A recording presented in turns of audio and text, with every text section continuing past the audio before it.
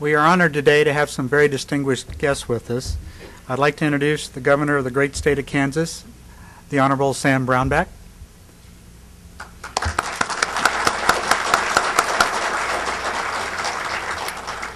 Representing Senator Pat Roberts is Karen Wisdom.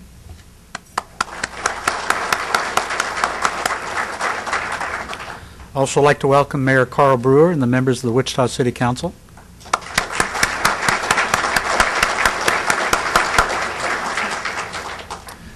Scott Johnson, from the General Manager for Field Operations from TSA Headquarters. And Mark Hott, the Area Director for Region 7. Also like to welcome members of the Wichita Airport Advisory Board. And unfortunately, they weren't able to make it. And our airline representatives and partners from the Wichita Airport community, thank you for joining us.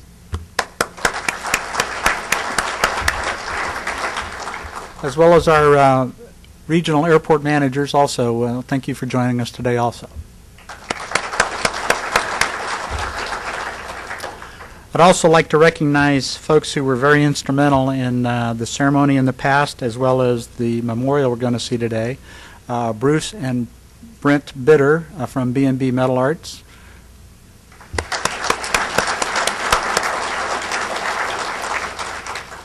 Mr. Michael Ross, thank you for coming. Colonel Ernest Garcia, the Superintendent for the Kansas Highway Patrol.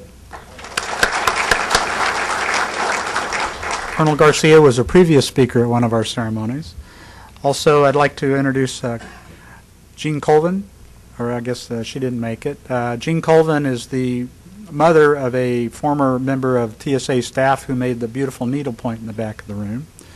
And also Senior Master Sergeant Vince Walburn, who donated the flag flown over Afghanistan to us a couple of years ago.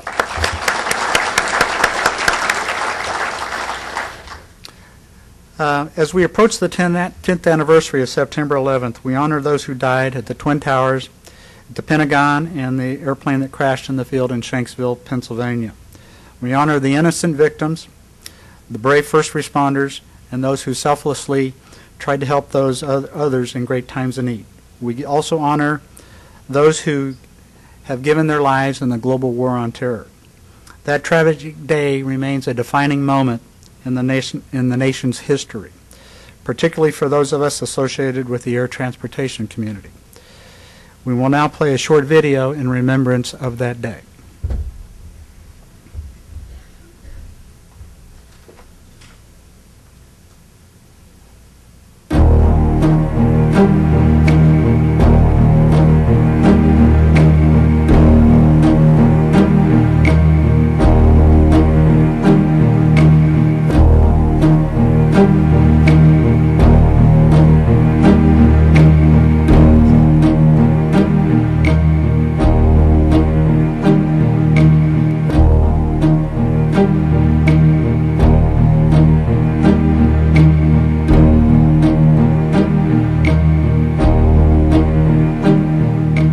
I wasn't looking at it as I was driving towards it. I just heard a huge explosion. It didn't look like there was any trouble at all with the plane. He didn't swerve at all. He just landed directly in the building. It was like almost like a gray-black color in nature on the plane.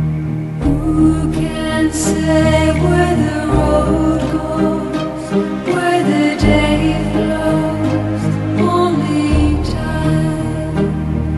And who can say if your love grows as your heart shows, only time. Gaping hole at the top of the World Trade Center. The streets are filled with people.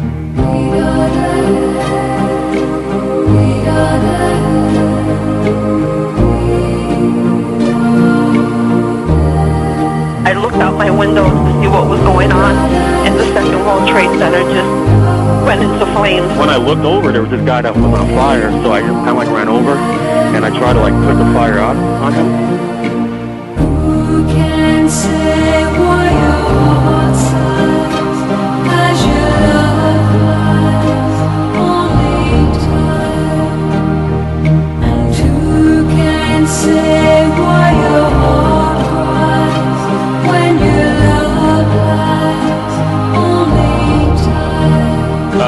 police sources saying that there is a plane coming up the Potomac River at a high rate of speed. This would be consistent with earlier warnings that we heard from police sources. 2 airplanes have crashed into the World Trade Center in an apparent terrorist attack on our country. It was a big explosion and everything got dark, real dark, like snow.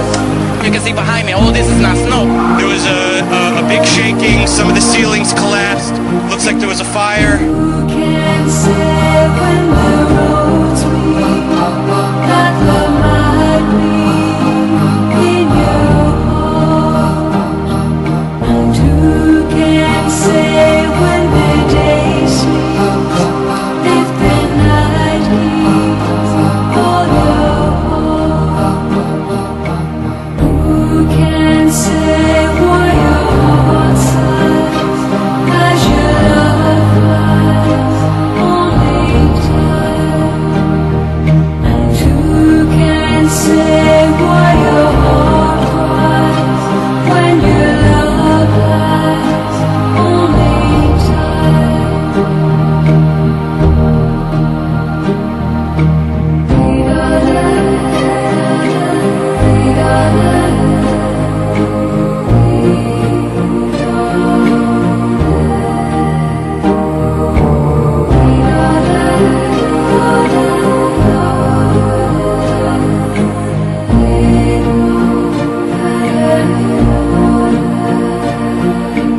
Who can say when the roads meet that love might be in your heart?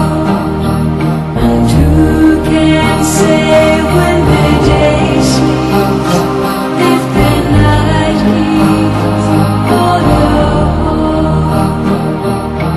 Night heals all your heart.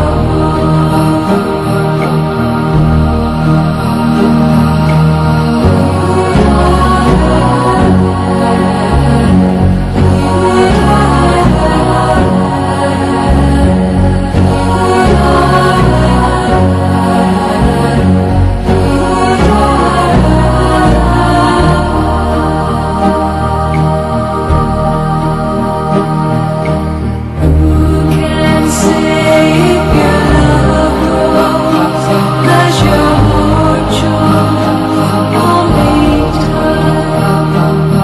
And who can say where the road goes, where the day flows only time? Who knows only time? Who knows only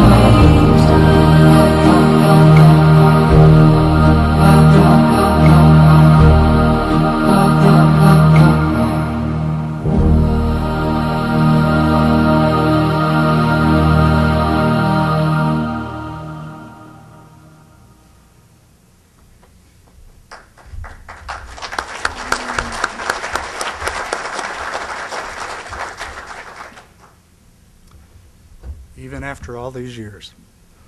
I'd now like all the TSA personnel to please rise, and Mark Hopp will lead us in our oath of office.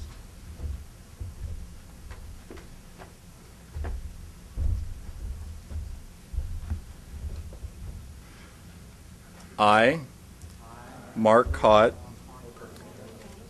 do solemnly swear that I will support and defend the Constitution of the United States against all enemies, foreign and domestic,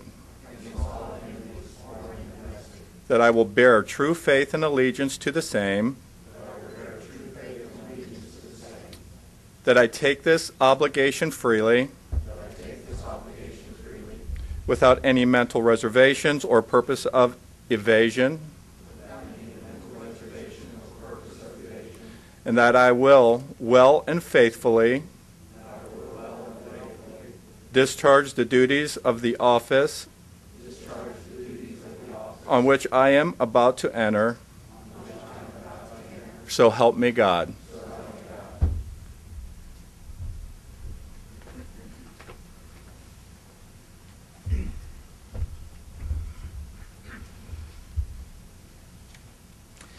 It's my privilege to introduce our guest speaker for today, Kansas Governor Sam Brownback. Governor Brownback grew up on the family farm near Parker, Kansas. He served as the state president and national vice president for the Future Farmers of America. He went on to graduate from Kansas State University with a degree in agricultural economics and later from KU Law School. Governor Brownback was elected to Congress in 1994 and the Senate in 1996 and was sworn in as Governor of Kansas in 2011. Governor Brownback.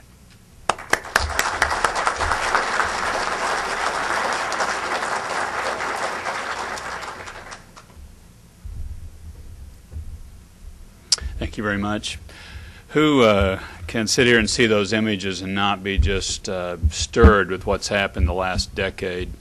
How many of you, first, if I could start off, how many of you have served a tour in Afghanistan or Iraq since that period of time? Would you please stand if you have? Colonel, thank you.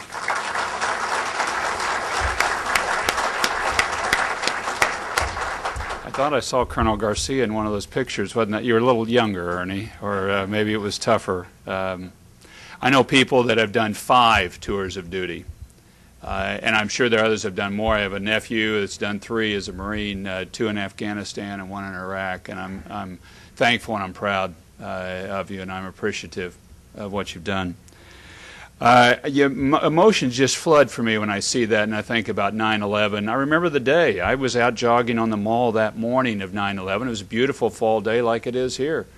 I just had a nice morning jog, come in, get cleaned up, head into the office, a little late, get going on the day.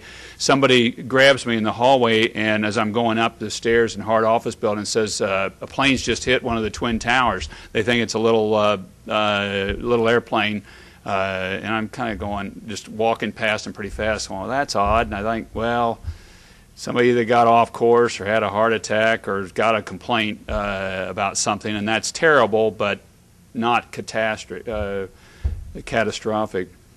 And then in my meeting in the office, I heard these audible gasps outside the office. And as that second plane hits the second Twin Tower, and you're watching it live being streamed, and the world changed from that moment on forward.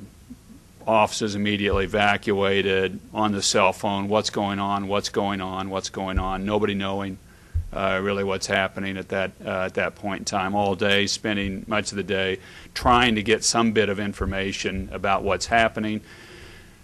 Jet fighter planes circling the Capitol, and I looked out. I remember seeing those and thinking, oh, I haven't seen that since I've been in a third world country. That doesn't happen in the United States. We got a jet plane that's jet fighter that's scrambling over the Capitol.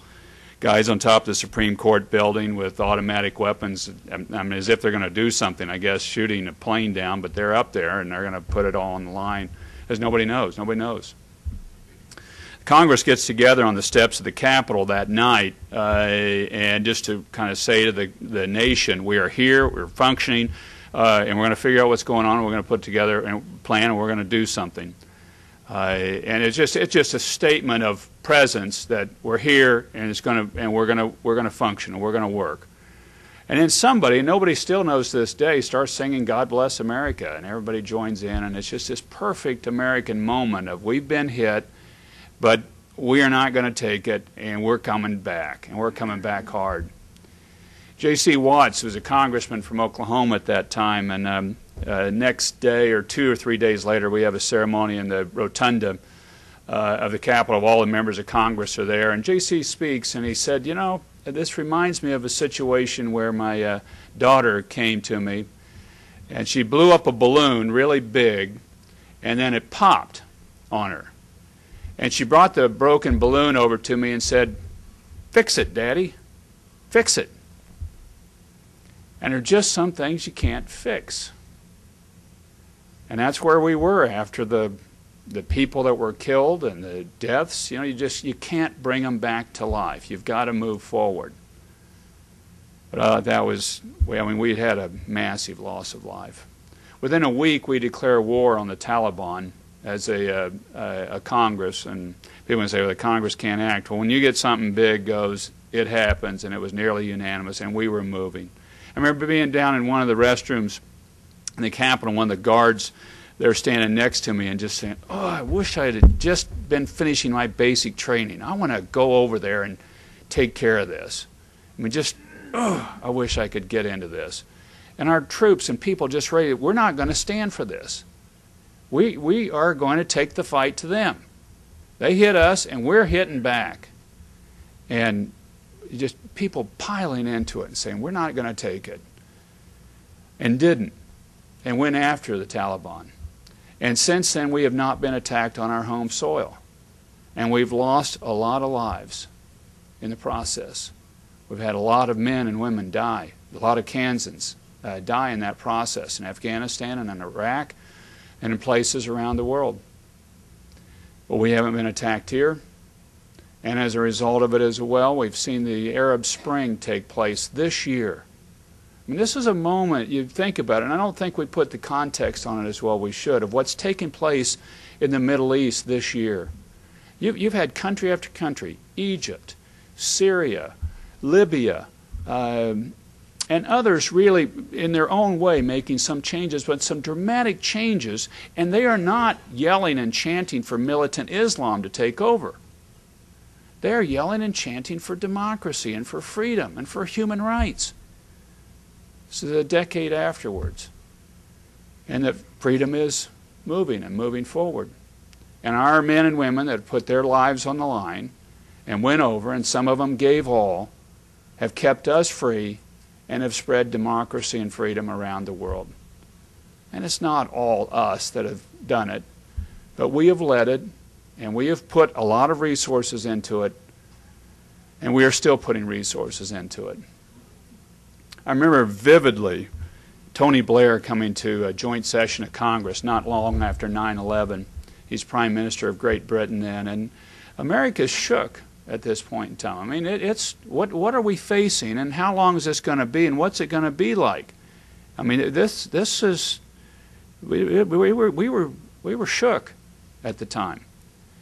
And Blair gets up and gives the most patriotic American speech I've heard maybe ever to the United States Congress.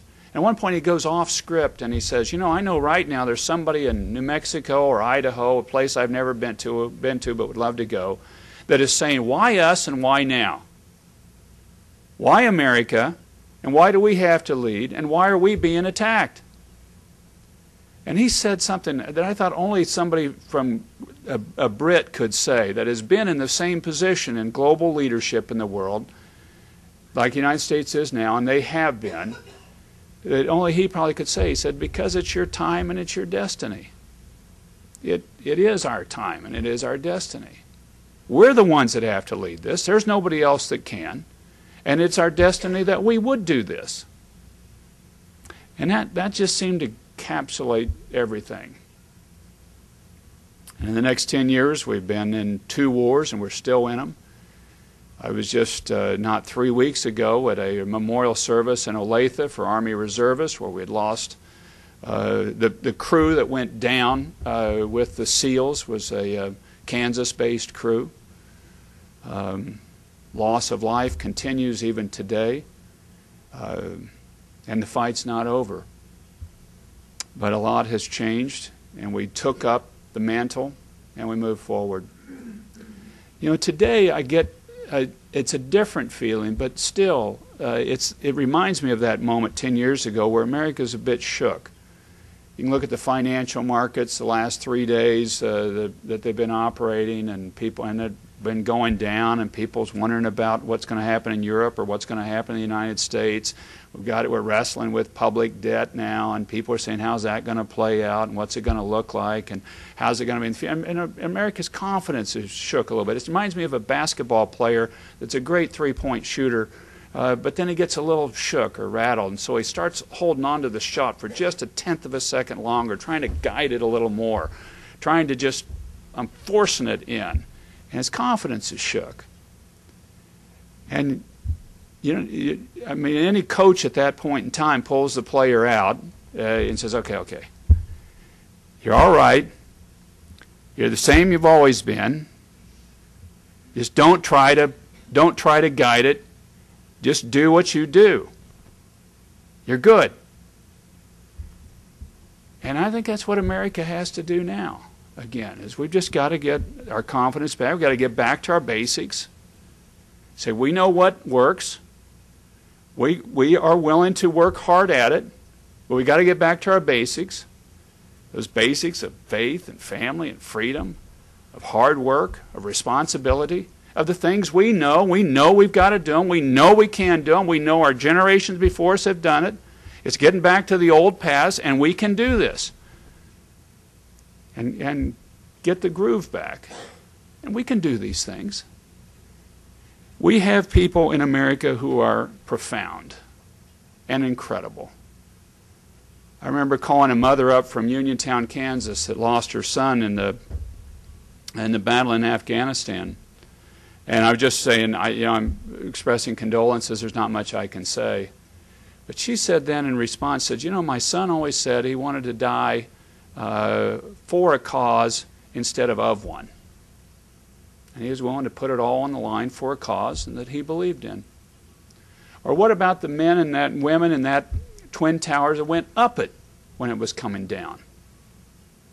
Where do you find people like that? In the face of these known dangers saying, I'm going in.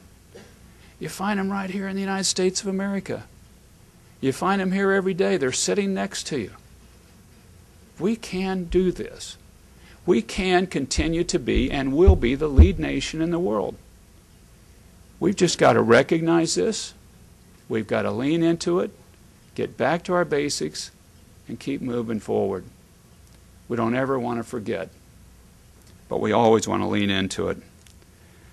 My prayer for the people of Kansas is for peace and security. The peace that comes from seeing and acknowledging how blessed we are by the sacrifices others have made and are making for us. And the security that comes from God's love for each and every one of us all the time, every day. Let us this day resolve to be thankful for what we have and hopeful for tomorrow. Not satisfied with our past laurels, ever pressing forward for what lies ahead, secure in our calling as a nation and as a people to be what we are meant to be. It remains our time and our destiny. God bless you all.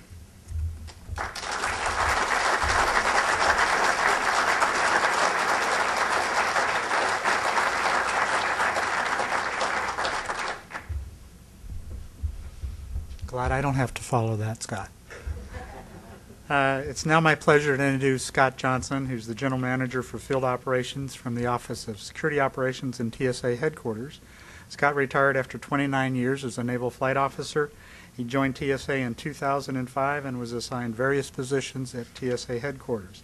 He's also served as the Deputy FSD for Dulles, and he assumed his current position in February of 2008. Scott?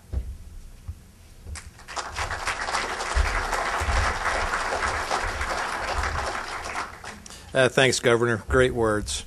It is tough to follow. Governor, Mayor, everybody that's present today for this ceremony, welcome, and thank you for having me down from Washington, D.C. to present. As I was on the plane yesterday, just as the Governor was reminiscing about 9/11, I was also reminiscing about 9/11, what I was going to talk about. And I started thinking about the people that we saw the images on the screen today with the dust all over them. I went and thought about an individual that used to work for me who was the Federal Security Director up at JFK, was one of the first, he was in charge of the New York Port Authority, one of the first people on scene, and realized that it was just more than a small airplane that hit the World Trade Center when he saw the wheel of a major airplane laying next to him and a body fell right next to him. That's the images I was thinking about. But as I went along and thought, what about Scott Johnson? What about me? Let's put it all on my shoulders. What was I thinking about that day? And I was thinking about my family and friends. And I started looking at I was in the Navy at the time, and I was 6 hours away from my wife. I was about 10 hours away from my sister, and I was hours and states away from my kids. The first thing I did was I called up my wife, and I said, you know what? If something dramatic happens in the country, I'm going to start walking up Route 81, and I'll meet you at home. And I said to my sister, come on down to Blacksburg, Virginia. That's where our house is. That's going to be a safe haven. And I called up the kids and I told them the same thing. And I said, well, come and find you. That's the conditions we were in on that day in 9/11. What was everybody thinking that day? Millions of people were thinking different thoughts. The people in New York City, God bless them, were thinking different things that I was thinking. They were thinking about just their own survival, where I was thinking about my family and friends. So if you just reminisce and you look at those pictures there, I have to look away because it gets very emotional when you see those things that happened 10 years ago. And they continue, as the governor said, over in Afghanistan and Iraq right now. Millions of us felt with deep despair that day what were we going to do in the future, how were we going to move forward. And the governor, I thought, made a great point. Here he has a whole Congress back in Washington, D.C., getting together to find out how we can move the country forward without living the events that happened on 9/11 continually and making sure that the American people were safe. From that tragedy, the American people also awoke to the common purpose, a renewed dedication to the ideals of America, and that would never happen again in our great nation. 2 months after the attack, the resolve from Congress came forward and created the Transportation Security Administration. I'm just going to read the cornerstone of the TSA that's on the 7th floor, the main floor up at headquarters.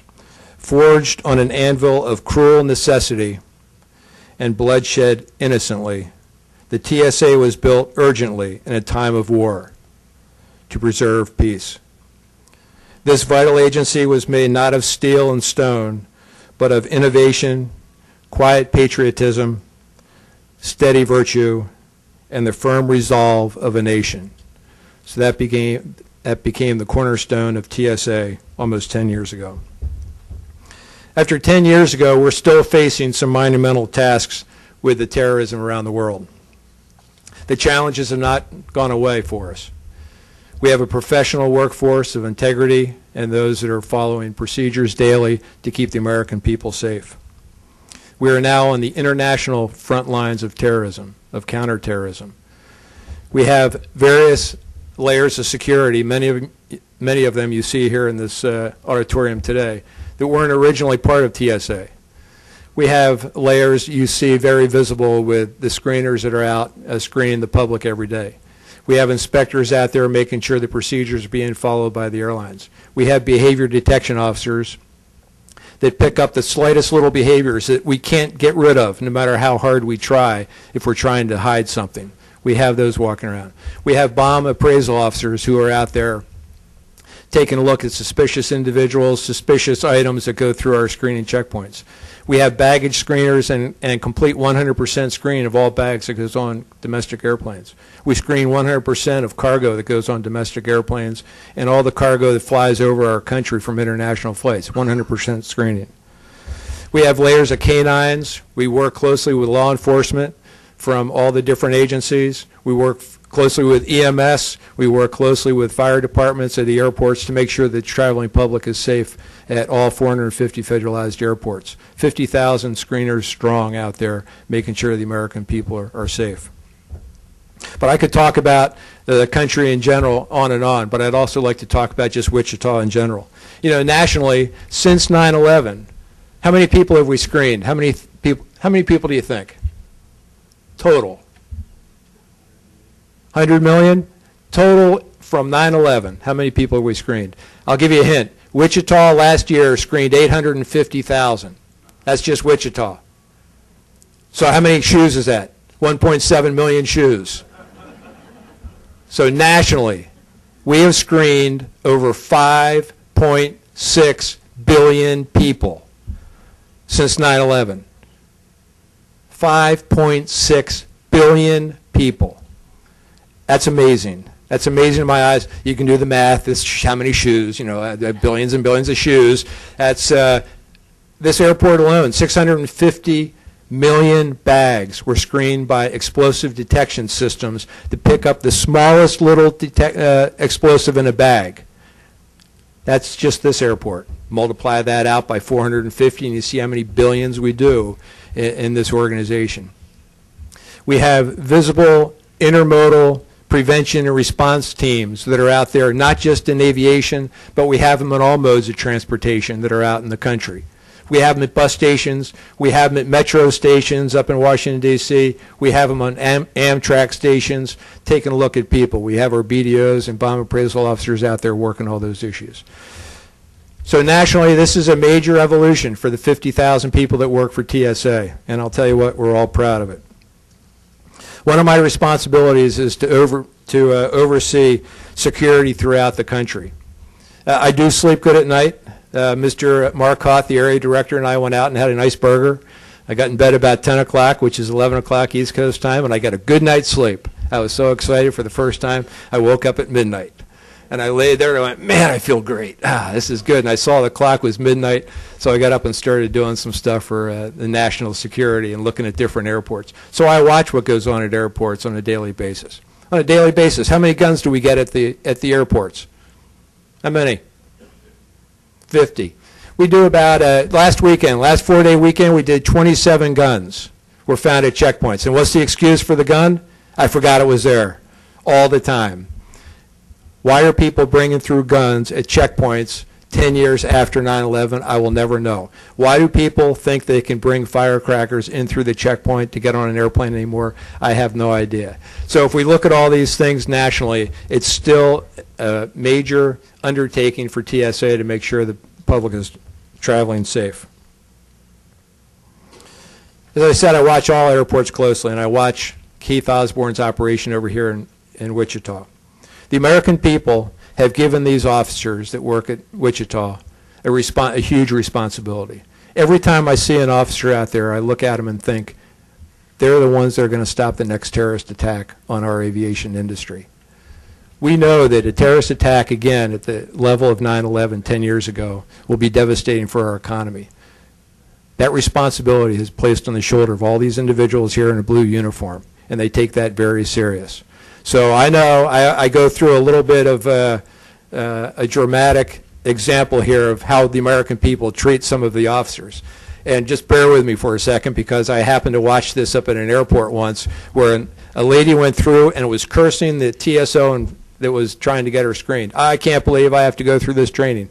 The lady in the middle said, oh, please forgive her. She's traveling with me. She always does this. And the one at the end said, thanks for what you're doing. You're keeping me and my friends up there safe. So there you go. A third of the people love us, a third don't really care, and a third probably don't like us.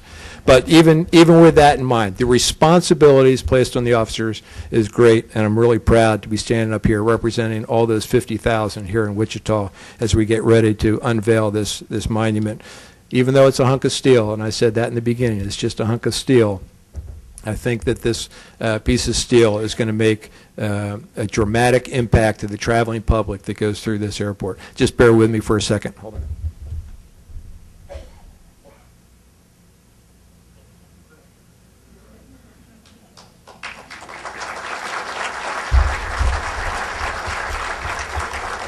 So those two individuals making this presentation up here later on, and I don't want to take anything away from Keith. I think it's just so nice that this was done.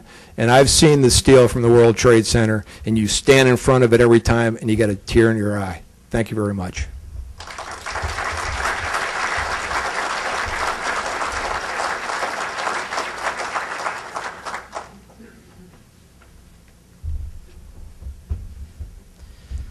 Thank you very much, Scott.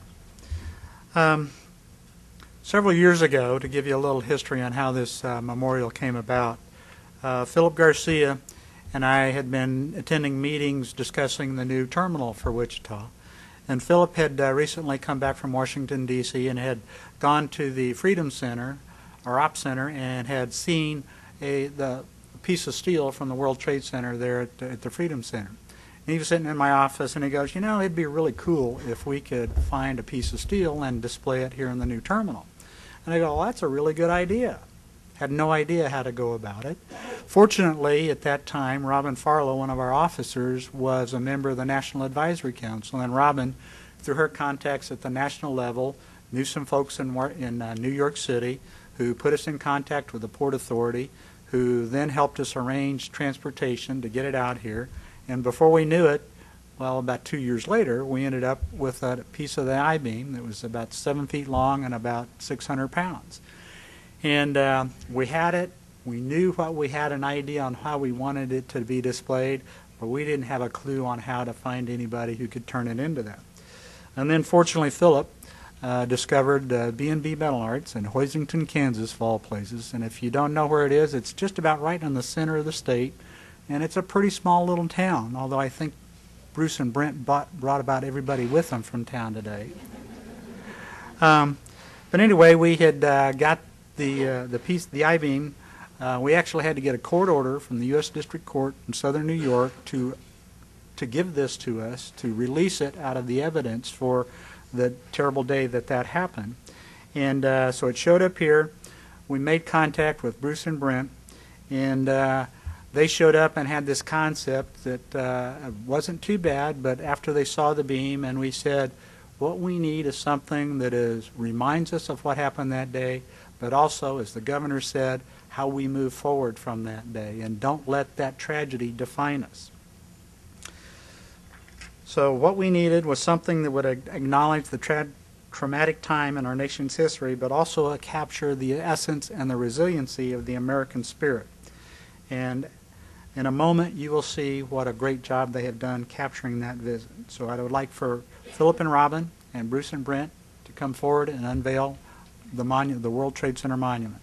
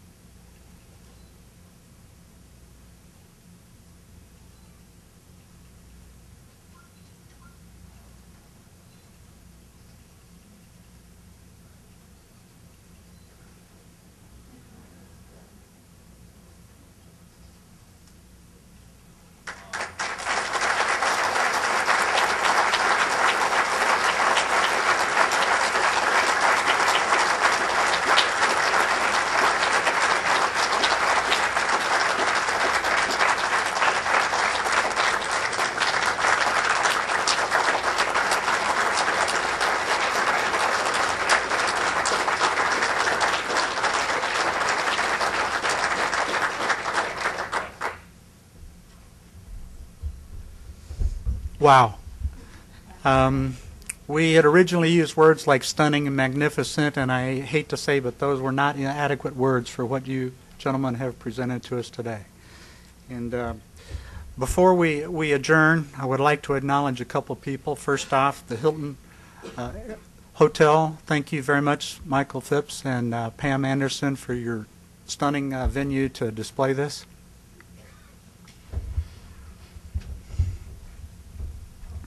And, excuse me, like I said, even after all these years, I'd also like to recognize Trish Walburn for the great job she did putting this whole ceremony together. So, ladies and gentlemen, refreshments will be served.